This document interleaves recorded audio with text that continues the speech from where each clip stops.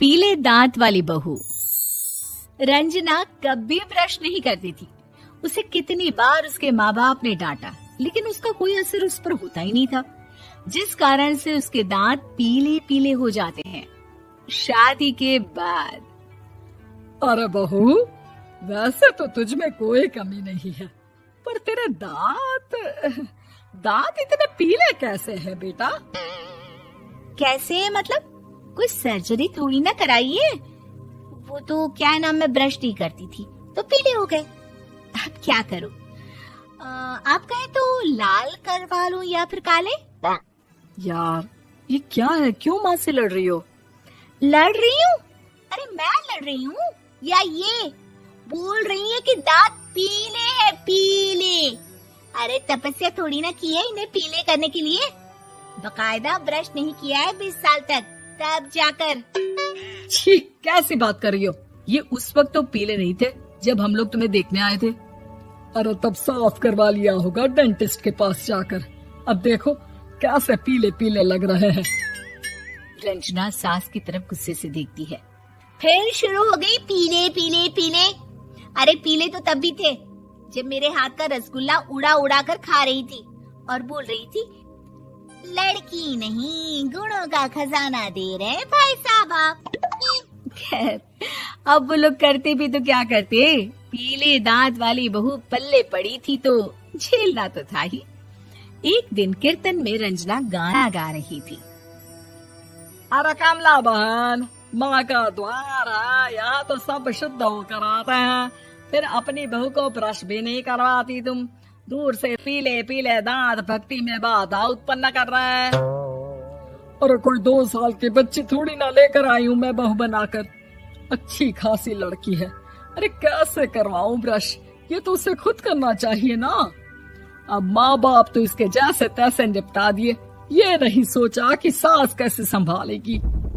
सास बहू को लेकर घर आ जाती है, लेकिन सोच लेती है कि अब इसे लेकर कहीं नहीं जाएगी। अगले रोज बहू कहती है, अरे क्या हो गया, मंदिर नहीं जाना क्या? कीर्तन का वक्त हो रहा है। मेरी मधुर वाणी से कान्हा जी जागते हैं और सोते हैं। आप तो जानती है ना उनकी भक्ति में कितना मन लगता है मेरा। वो क्या है ना, तबीयत ठीक नहीं लग रही है मेरी, आराम करूंगी मैं। तबीयत ठीक नहीं लग रही? अभी तो मिथुन के गाने पर नाच रही थी आप, और अब बोल रही है कि तबीयत ठीक नहीं लग रही। अरे भक्ति में मन लगा लो सासू माँ, ऊपर जाना है, क्या मुंह दिखाओगी आप? हाँ? सास को बहू की बात पर गुस्सा आ जाता है।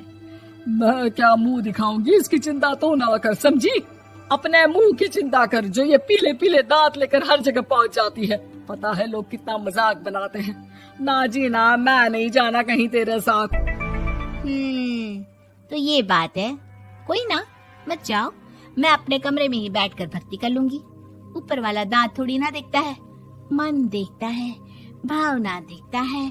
और अरे बस बस, तू सब कुछ दिखा, बस ये सफेद चमकदार दांत ना दिखाना किसी को, है?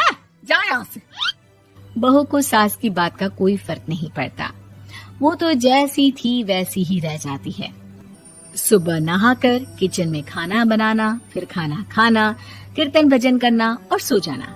एक दिन, माँ जी मैं सहेली के घर जा रही हूँ, शाम को लेट आऊंगी।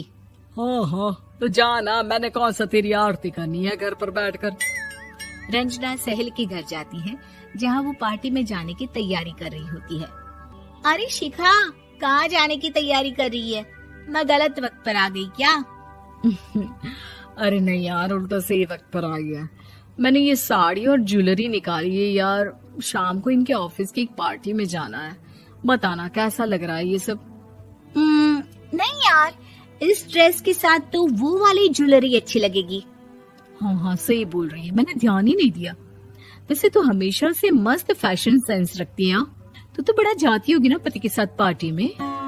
रंजना कुछ नहीं बोलती, बस सोचती है कि यार काश ये बात सही हो जाती, पर मैं क्यों नहीं जाती पार्टी में? क्या इन लोगों की कोई पार्टी होती नहीं होगी? रंजना घर आती है और रात में पति से सवाल करती है, एक बात बताइए, आप मुझे किसी पार्टी में क्यों नहीं ले जाते? क्या आपके यहाँ ऑफिस में पार्टी नहीं होती? पति बेचारा क्या कहता कि दांत पीले हैं तुम्हारे इसलिए।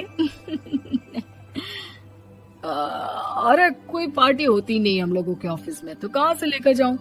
और मार्केट, मॉल, कहीं वीकेंड घूमना, कहीं तो। अरे यार सारे हफ्ते में एक छुट्टी मिलती है, तो सोचता हूँ कि आराम ही कर लूं। क्यों? रंजना मन मार के रह जाती है। पहले कभी सास के साथ मंदिर जाया करती थी, लेकिन वो भी सास ने ले जाना बंद कर दिया। घर बैठी बैठी रंजना बोर हो जाती है। तभी उससे आइडिया आता है और वो मायके जाने का सोचती है। सासू माँ, 2 दिनों के लिए मम्मी के घर जा रही हूँ। अच्छा अच्छा ठीक है, आराम से जा। और हाँ, माँ से कुछ अच्छी आदत सीख कर आना कि कैसे शरीर के हर भाग की तरह दांतों की सफाई भी जरूरी होती है, समझी? शुरू हो गई ना आप।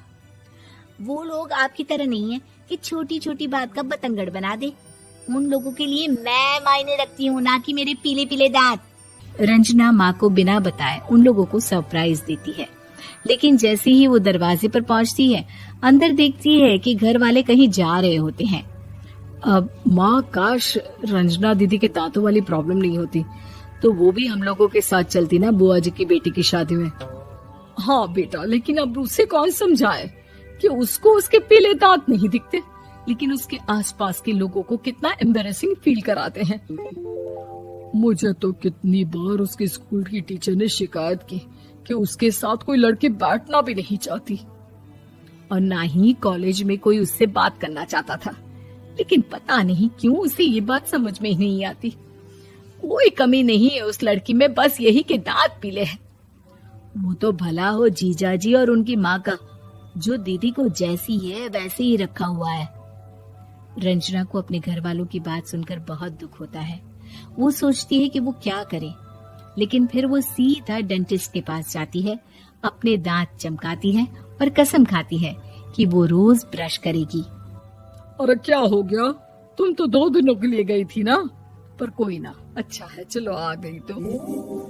रंजना सास के सामने आकर खड़ी हो जाती है और पूरी स्माइल करती है, उसके चमकदार दांतों को दिखाती हुई। हैं? चले मंदिर? माँ, मुझे माफ कर दीजिए, मैंने आप लोगों को बहुत एम्बैरेसिंग फील करवाया। मैं आज से रोज ब्रश करूंगी।